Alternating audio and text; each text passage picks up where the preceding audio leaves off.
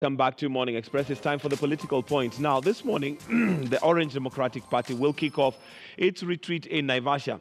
It is the first of its kind after President Uhuru Kenyatta and opposition leader Raila Odinga signed a unity pact, a pact that has since ruffled many political feathers in a section of Jubilee members seemingly uneasy with the March 9th Harambee House handshake. The ODM retreat comes at a time when the talks to have Raila's name on the ballot comes in 2022 gaining momentum.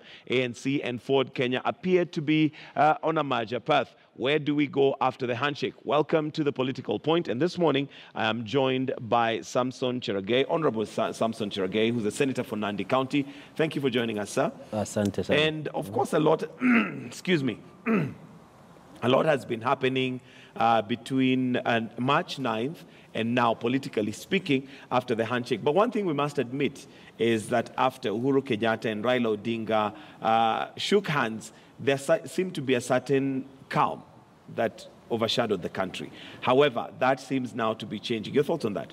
Thank you, and good morning to our viewers. I want to say, of course, the handshake brought a lot of calm, and I think what they said is the handshake meant for unity, peace, and development.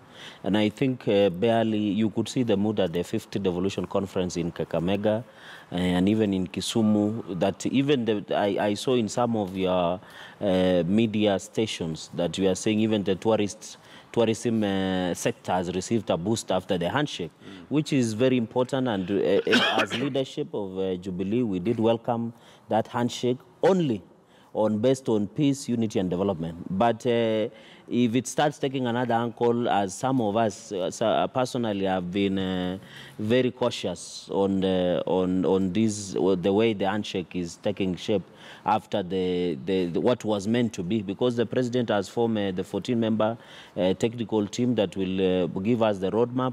But of course, as young leaders, youth, we have also expressed reservations on that list that we need to include young people so that we can have, because my brother, any electioneering period, the people who normally face, or the people who are mostly affected by ravages of electioneering, the people who participate through their hearts and minds are normally the young people. And therefore, if we include them in this technical team, it will give us the perspective of what the youth of this country want going forward. One might argue and say that that technical team is merely just a beginning. It's a platform to begin with. Because let's be honest, when the president and, excuse me, Raila shook hands, not many people were privy to what the agreement was. So it's just basically taking shape. Why is there certain discomfort within Jubilee with Raila now looking like he is part of Jubilee? No, the terms of reference, firstly, because you have asked two questions subsequently, the terms of reference that we are discussing is that it is this technical team that will give the terms of reference of further engagement between on the handshake model between President Uhuru Kenyatta and Jubilee. So there and needs also to be youth included in that. Yeah, so that when we are forming these terms of reference, it has also the input of the young people. So by the time we are coming to full realization, if there is a legislation that will come to the National Assembly or the Senate, it will be included, because so that we give the legal impetus to that fact. The issue about coming of Raila Odinga is that he has used this as this handshake as a way of pacifying Jubilee supporters, and this will allow him to make more inroads. And also, you know, Raila is a sharp politician in the sense that he has now pulled an agenda for between now and 2022. You see it as pacifying Jubilee supporters rather than just an environment of peace, and saying, look, yes, we have differences, we have things that possibly we did not agree on, but let us agree, first of all, we have a nation to safeguard. I think, of course, that was initially when the president and NASA leader spoke after the handshake. That was the resonating message across the country of peace, unity, and development. But after some time, the real intentions are coming out. You remember his speech in the 5th Devolution Conference, and I was there in Kakamega. He said we need now to do constitutional amendments, which was never discussed after the handshake, the State of the Nation address, the president did not mentioning about the referendum or going for constitutional amendments. So those are revelations that are coming out. You had my colleague, the Senate Minority Leader in Migori the other day over the weekend. He said 2022 Raila Odinga will run for president. So our suspicions are being confirmed slowly that he might have come to pacify Jubilee so that he can have more inroads and also strategize for 2022 and also for referendum, because now he has picked an agenda between 2017 to 2022. And mark you, before this handshake, he made sure that he had linked the other principles, Senator Moses Wetangula, Musalia Mudavadi, the NC leader, and also former Vice President Kalonzo Musyoka of the Wiper leader. So it shows you what we had been suspicious that this handshake is important for this country, but there are some reservations. And now the real motives are coming out. Real motives, the issue of referendum and the issue of running for 2022. All right, but Mheshimiwa, one might argue and say that one of the reasons why we find ourselves with this electoral cycle of violence and tension and disagreement is partly because of the winner-takes-it-all model that we have. The one, basically you sweep everything. Don't you think that it's time that we as a country looked at other models that might work for us? Because let's take, for instance, the just past elections. We had the country literally divided in the middle in terms of numbers.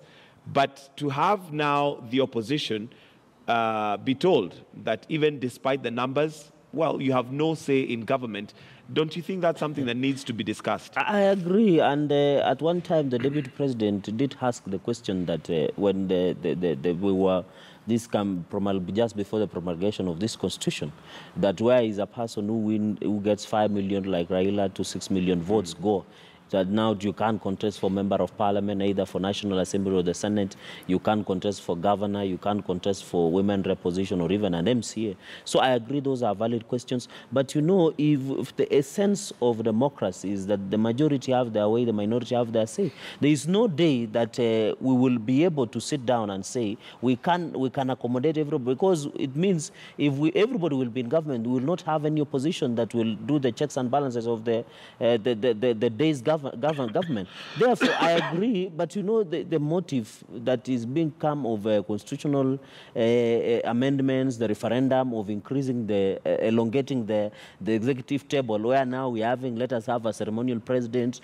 I've seen some quarters and an executive prime minister, where only a few elected as legislators elect them, the 2 deputy prime ministers, restructuring the governance system in this country. But what is the big question is how effective, how will it ensure that the lives of Kenyans, the economy of this country grows, so that the young people who do not have job and have an opportunity, the infrastructure system, the business environment. So at the end of the day, in as much as we want to accommodate everybody in government, we should also know that the essence of democracy is that we have those people who will win and we have those people who will lose, that the people who lose will check those who have won. And therefore, going forward, I agree that there are challenges. Constitutional amendments will come, but this is not the right time, because the motives and the intentions are done in bad faith. I wish it was done in good faith. Say that we want to do constitutional, because, for example, let me use an example borrow from the speech of the former Prime Minister. He said he wants to retire government. When you go to counties, the people in the counties, our Kenyans across the 47 counties,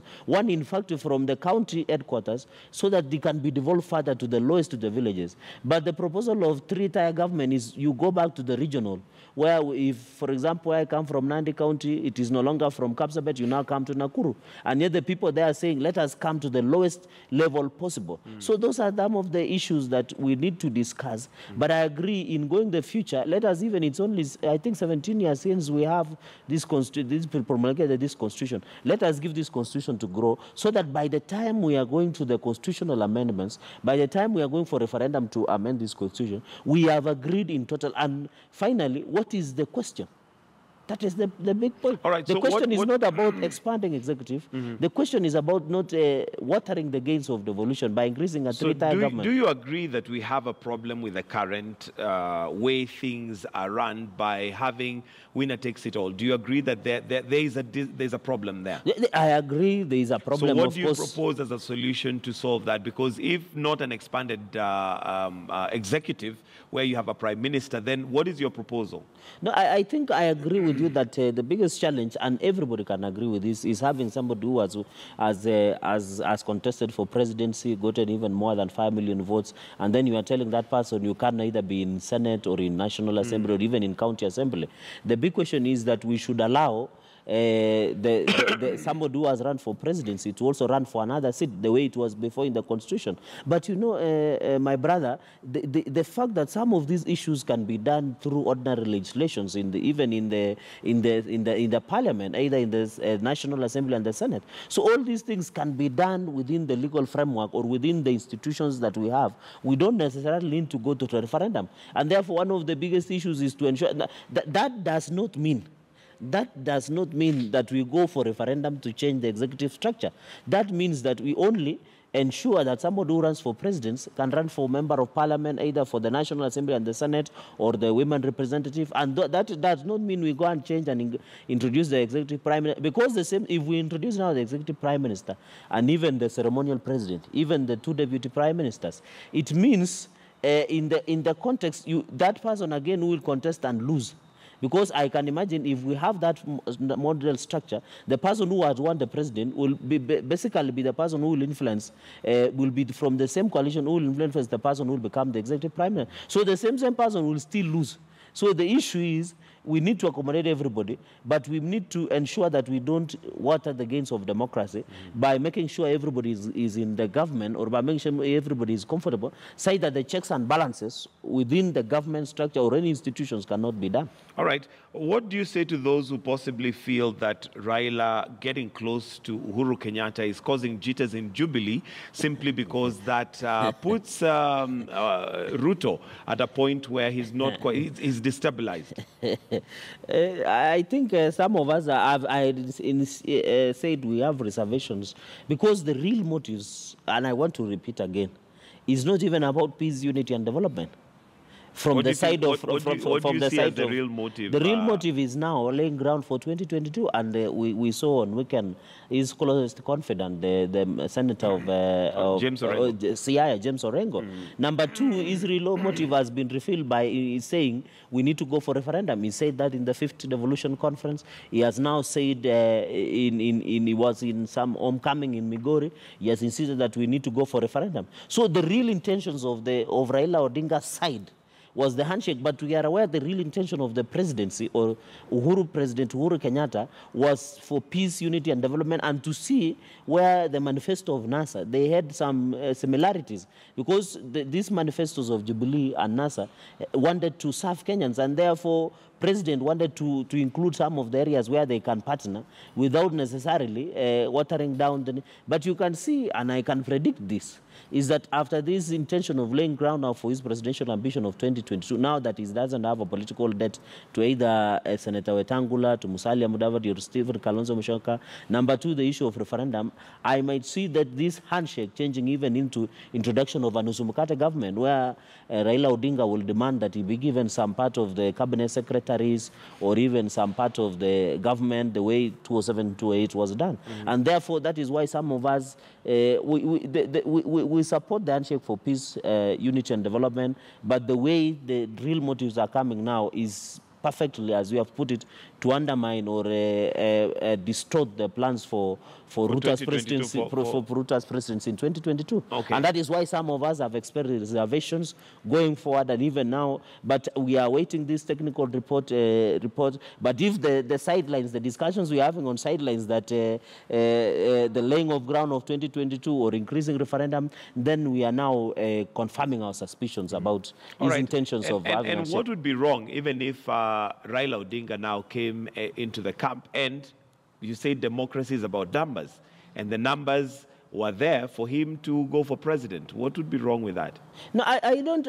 But we don't have a perfect problem, because the only competitor we know as Jubilee, the only competitor we know as Jubilee, or we know that the deputy president will have in 2022 so far is the former Prime Minister Raila Odinga, because no one else has declared intention to run for presidency. Others is just speculation. So the only person we are aware now that they have declared that will run against deputy president President William Ruto is Raila Odinga, which we don't have any problem, because historically, since 2013, we have beaten him in 2017 A and B. We defeated them. So in fact, if he comes again to run for presidency, it will be exciting for us, and it will be reliving the moments again of running against him in 2022. Okay. Because we have already worked before. But also alternatively, you remember in 2007, 2008, it is the deputy president who worked with him and ensured that in Rift Valley and even across the country, he got most of the votes, although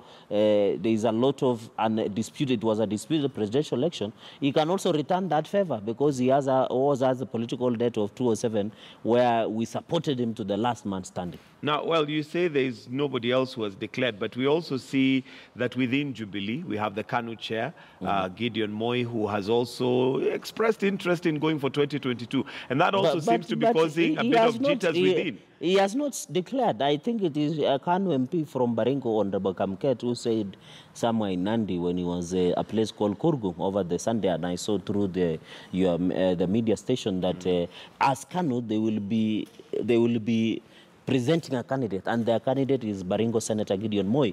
But himself, he has not declared to run for presidency. He has also not said he's not running for presidency, so that should give us an indication. But as at now, the only competitor we know is Raila Odinga, because he has not declared. Because your supporters can declare you are running for something, but at the end of the day, you don't run for it. And I think, of course, the reason some of us, and I think this should be clear, because that uncle it is not cheaters within Jubilee, it's cheaters that people are creating perception that in Rift Valley there is cheaters.